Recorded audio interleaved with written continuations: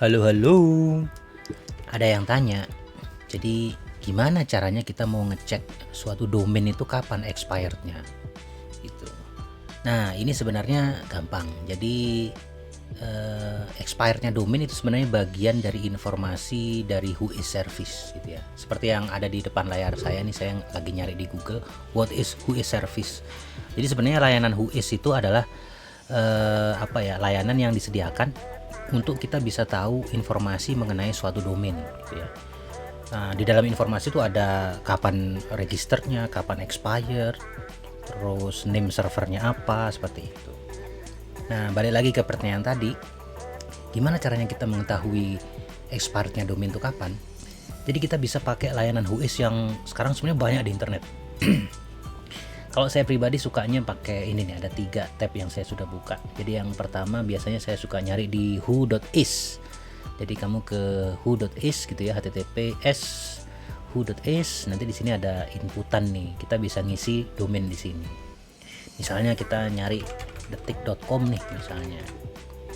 Kita bisa cari informasi domain tentang detik.com ini detailnya seperti apa. Nah, di sini udah keluar hasilnya. Jadi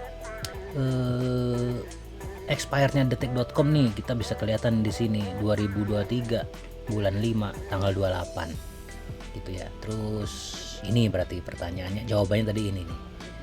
Terus kita bisa tahu juga nih kapan domain ini diregistrasi nih di internet. Nah, kita bisa lihat ternyata tahun 1998 nih, udah lama juga kan. Kemudian ada informasi update-nya juga.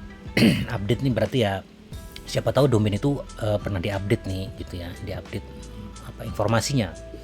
Jadi terakhir diupdate Februari 2022. Kemudian kita juga bisa tahu name servernya yang dipakai sama detik.com ini seperti apa. Di sini ada ns.detik.com, ns.detik.net.id, dan ada ns1 sampai ns2 di sini. Jadi itu sih. Jadi kita bisa pakai layanan Whois online yang kalau kita di sini contohnya pakai who.is gitu ya. Nah, ada lagi satu yang lain yang saya sering pakai juga, namanya mxtoolbox.com. mxtoolbox.com ini dia awalnya memang dipakai untuk dapetin MX information dari suatu domain gitu ya, mail exchanger. Nah, cuman dia punya namanya super tools. Di sini kita bisa nyari banyak sekali. Nggak cuman MX saja, tapi ada Whois juga salah satunya nih. Misalnya kita cari domain yang sama tadi, detik.com. Kemudian kita cari, nah keluar juga nih. Di sini malah lebih enak nih, udah kayak tabular gitu ya, kayak tabel.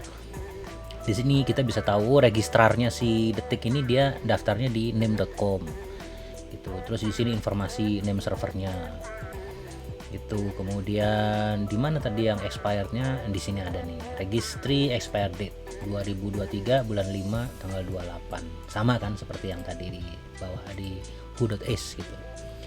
Itu jadi ini juga enak, bersih lah gitu, hasilnya bersih, kita bisa dapetin informasinya lebih jelas karena udah dalam bentuk tabel gini. Itu ada lagi yang layanan lain, whois.com/whois. Ini juga sama sih, saya juga kadang-kadang pakai ini juga gitu ya. Gitu. Jadi sebenarnya layanan Whois di dunia ini banyak sekali. Rata-rata setiap domain registran gitu ya, dia registrar itu dia pasti punya tuh layanan Whois gitu ya.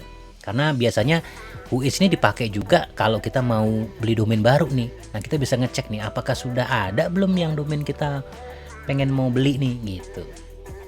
Jadi misalnya, ini yang kita yang tadi ya, ini di whois.com, ini hasilnya seperti ini. Ini juga bagus, bersih juga, kita bisa tahu. Saya juga lupa tadi. Jadi selain informasi expired, register segala macam, juga ada registran kontak nih. Registran itu berarti yang meregistrasi domain ini siapa gitu ya. Tapi kebanyakan semakin kesini ya, itu semua sudah ditutupi, di masking istilahnya. Jadi biar nggak kelihatan nih, untuk alasan privasi ya, siapa yang mendaftarkan segala macam. Kalau zaman dulu tuh kelihatan tuh, jadi siapa namanya, misalnya si Joni misalnya gitu yang meregistrasi domain ini, ada nomor teleponnya segala macam gitu.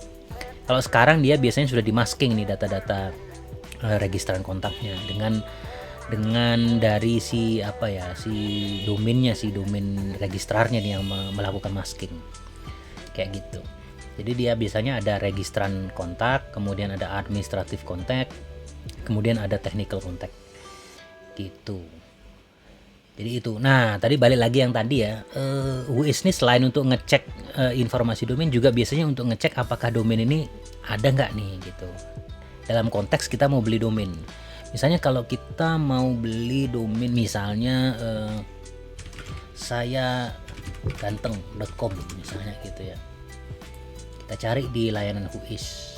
Ada juga nih. Ini sudah ada berarti nih. WHOIS saya ganteng.com sudah ada nih. Kita bisa lihat kapan dia didaftarkan. Creation date. Nah, berarti tahun 2020 nih.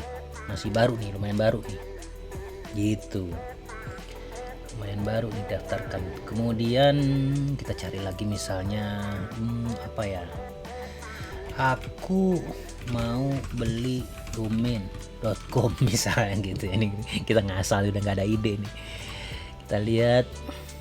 Nah, di sini kalau dia domainnya belum ada di internet gitu ya, atau di registrar apapun gitu ya, atau di database domain DNS di dunia ini belum ada, maka dia keluarnya no match for domain aku mau beli.com, aku mau beli domain.com kayak gitu.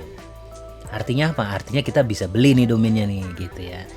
Nah, terus kita bisa pilih registrar apa kita mau beli. Misalnya mau beli di name.com, di Amazon, di Google Domain, itu macam-macam bisa. Atau yang di lokal registrar juga banyak. Gitu sih. Jadi gitu ya, kira-kira udah jelas kan. Jadi kesimpulannya adalah kita bisa pakai layanan WHOIS untuk bisa mengetahui kapan suatu domain itu expired. Terus kita juga bisa tahu informasi lainnya seperti kapan